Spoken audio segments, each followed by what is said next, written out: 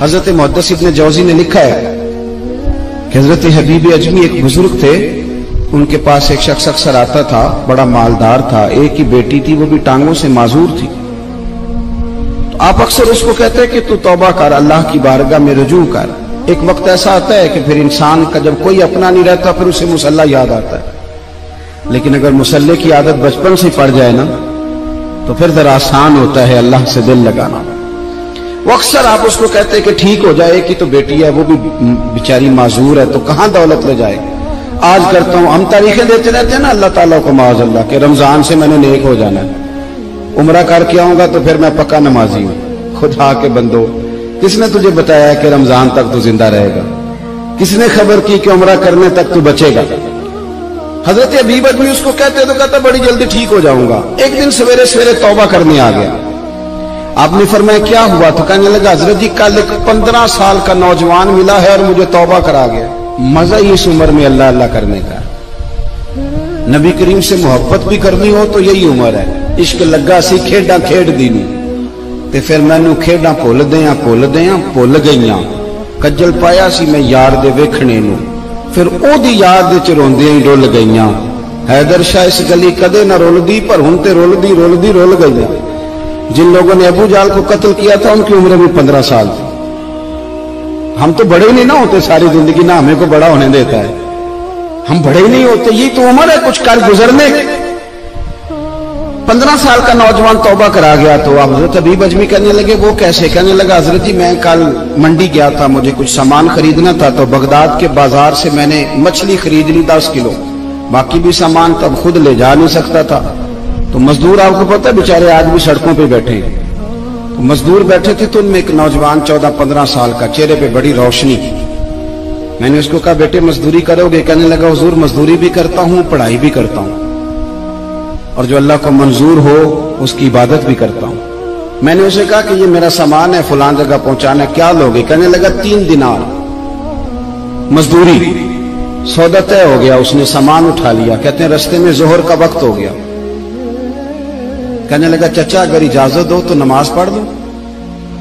15 سال کا جواب۔ کہتے میں رکھ کے نا وہاں سامان تو پھٹے پہ بیٹھ گیا، وہ نماز پڑھنے چلا گیا، باقی لوگ دیر سے آئے، وہ بچہ جلدی آ گیا۔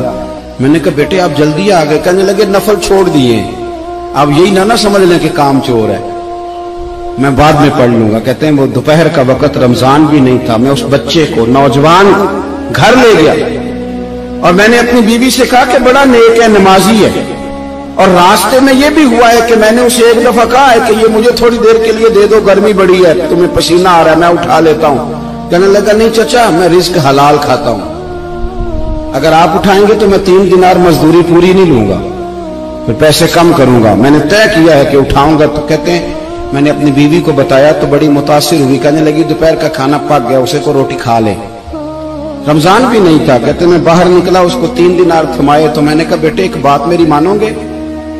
کہنے لگا بتائیے۔ میں نے کہا کھانا پکا ہے کھا لو۔ کہنے لگا میں معافی چاہتا ہوں، میں نے روزہ رکھا ہوا ہے۔ حضور نے حکم دیا، حکم نبی کریم نے حکم دیا، بخاری مسلم کی حدیث ہے، فرمایا نوجوانوں اگر تمہارے پاس طاقت ہے تو نکاح کر لو ورنہ روزے رکھو۔ حکم دیا، یا نکاح اور یا روزے، یہ سرکار کا حکم ہے۔ بھائی نفلی روزہ نفس کی قوتوں کو کچلتا ہے، انسان میں نورانیت اور روحانیت لاتا ہے۔ کہتے وہ کہنے لگا میں نے روزہ رکھا ہے، میں اور متاثر ہو گیا۔ میں نے کہا اب کیا کرو گے؟ کہیں اور جانا ہے؟ کہنے لگا نہیں، میں جس دن 3 دینار کما لیتا ہوں پھر میں مزید لالچ نہیں کرتا، باقی وقت یا قرآن مجید پڑھتا رہتا ہوں یا نبی پاک پہ درود شریف پڑھتا رہتا ہوں۔ آپ بتائیں تو میں نے کہا کہ افطار میرے ساتھ کر لو۔ کہتے ہیں میں اسے مسجد چھوڑ آیا اور خود میں لوٹ آیا، افطار کے بعد میں اسے لایا، کھانا کھلایا، عشاء پڑھی، اس کا گھر دور تھا، میں نے ڈرائنگ روم کھول دیا، بیٹھک کھول دی، وہیں وہ سو گیا۔ میری 20 سال کی معذور بچی کبھی چل نہیں سکتی تھی، کوئی طبیب کوئی حکیم میں نے چھوڑا نہیں تھا اس کو دکھایا نہ ہو، ایک ہی بیٹی وہ بھی معذور پیدائشی۔ اس کے کمرے میں گئے، میاں بیوی سے کھانا کھلا اور بتایا بیٹے ایک نوجوان ہے بڑا نیک ہے ہمارے گھر میں، آج بڑا پرہیزگار۔ پتہ ہے حضور نے کیا فرمایا؟ نبی کریم فرماتے ہیں جب نوجوان اٹھ کے تہجد پڑھتا ہے نا، نوجوان تو اللہ فرشتوں کے سامنے اس نوجوان پر فخر فرماتا ہے. اللہ فخر کرتا ہے کہ عمر دیکھو دیکھو یہ میری بارگاہ. اللہ فخر کرتا ہے, اللہ یعنی خدا خود میرے مجلس بود اللہ فخر کرتا ہے. اب سوچے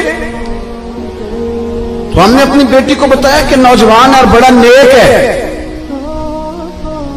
تو کہتے ہیں وہ کھانا کھلا کے ہم واپس آ گئے. آدھی رات کا وقت ہوا تو دروازے پہ دستک ہوئی. بچی اپنے کمرے میں سو رہی تھی, ہم اپنے کمرے میں, وہ بیٹھک میں. گھبرا کے اٹھے کہ اس وقت کون ہے دروازے پہ؟ تو بیٹی کہنے لگی ابا دروازہ تو کھولنا. کہتے ہیں دروازہ کھولا تو 20 سال ہو گئے تھے بیٹی کو, کبھی اس نے چل کے نہیں دکھایا تھا, کبھی دوڑ کے ادھر جاتی کبھی ادھر آتی. کہتی الحمدللہ اللہ نے میری ٹانگیں ٹھیک کر دی. ہم دونوں رونے لگے, اے اللہ تو کتنا کریم ہے, کیسے ہوا بیٹے سارا کچھ؟ بیٹی کہنے لگی ابا آپ نے کہا تھا نا کہ نیک نوجوان آیا ہے, تو میرے دل میں خیال آیا اللہ اگر واقعی نیک ہے تو اس کے صدقے مجھے شفا ہی دے دے. یا ایھا الذین آمنوا اتقوا اللہ وابتغوا الیہ الوسیلہ. تو کہنے لگی ابھی میری دعا بھی پوری نہیں ہوئی تو رب کریم نے فضل کیا ہے اور مجھے شفا عطا کر دی. کہتے ہم دوڑ کے اس کے کمرے میں گئے اور جب ہم نے ہاتھ رکھا تو دروازہ پہلے سے کھلا تھا, ایک خط چھوڑ گیا تھا. آج کل کے پیر کی کرامت ہوتی تو فیس بک پہ دے دیتا, باقیوں کو بھی ذرا بھول پتہ چلے. کہتے ہیں وہ خط چھوڑ گیا اپنے بستر پہ کہ اگر تم لوگوں کو مجھ سے محبت ہو گئی ہے تو میرے پیچھے نہ دوڑنا, اس رب کی بارگاہ میں جھکنا جس رب نے میرے اوپر بھی فضل فرمایا ہے اور آپ پر بھی کرم فرمایا. میرے نوجوان دوستو, یہ جو بچپنا ہمیں لوگ کہتے ہیں نا ابھی بچے ہو, ابھی جب آپ بالغ ہو گئے تو نماز فرض ہو گئی, سچ بولنا ضروری ہو گیا, رزق حلال کھانا ضروری ہو گیا, شریعت ساری کی ساری لاگو ہو. ایک تو درگزر سے کام نہیں, دوسرا اپنی زندگی کے اندر خواہشات کو چھوڑیں.